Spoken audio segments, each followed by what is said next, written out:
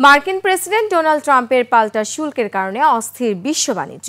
তবুও বিশ্বজুড়ে পণ্য বাণিজ্য বেড়েছে। বিশ্ব বাণিজ্য সংস্থা WTO বলছে চলতি বছরের প্রথম প্রান্তিকে বাণিজ্য বেড়েছে 5.3%।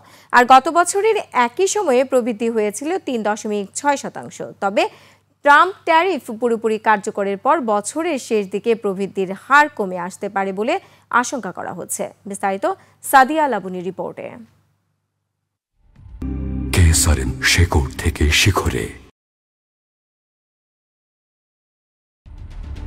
নানা অনিশ্চয়তা সত্ত্বেও বাড়ছে বৈশ্বিক পণ্য বাণিজ্য। বিশ্ব বাণিজ্য সংস্থা WTOর প্রতিবেদন বলছে চলতি 2025 সালের প্রথম প্রান্তিকে বৈশ্বিক পণ্য বাণিজ্য আগের প্রান্তিকের তুলনায় 5.3% বেড়েছে। তবে মার্কিন শুল্ক নীতি কার্যকর হলে বছর শেষে বাণিজ্যের গতি কমে আসতে পারে বলে আশঙ্কা করছে সংস্থাটি।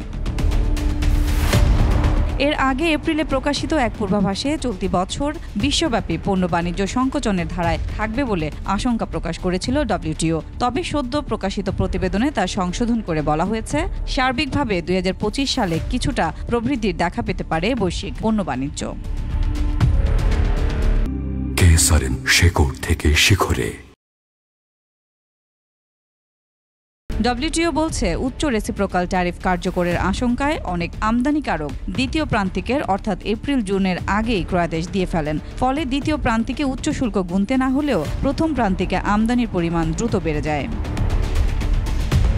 এপ্রিলে WTOর পূর্বাভাসে বলা হয়েছিল চলতি বছর বৈশ্বিক পণ্য বাণিজ্য 0.2% হারে কমতে পারে, যা হতে পারে কোভিড মহামারী পরবর্তী সবচেয়ে বড় ধস। তবে মঙ্গলবার সংস্থাটি পূর্বাভাস সংশোধন করে জানিয়েছে এবার বাণিজ্য প্রবৃদ্ধি খুব সামান্য হলেও ইতিবাচক থাকবে প্রায় 0.1%।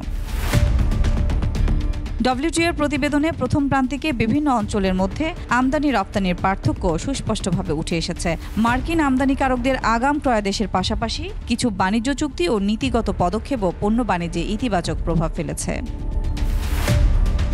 সাদিয়া লাবনী, একুশে টেলিভিশন।